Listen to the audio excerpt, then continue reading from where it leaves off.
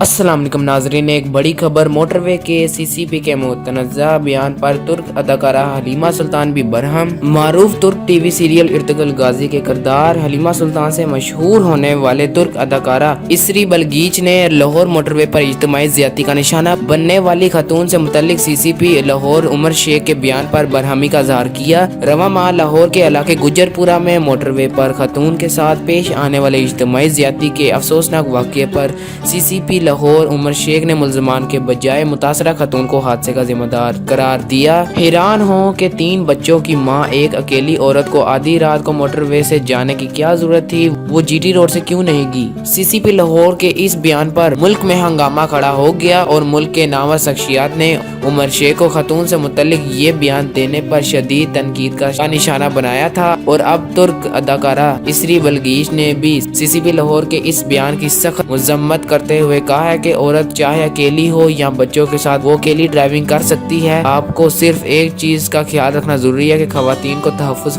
فراہم کیا جائے۔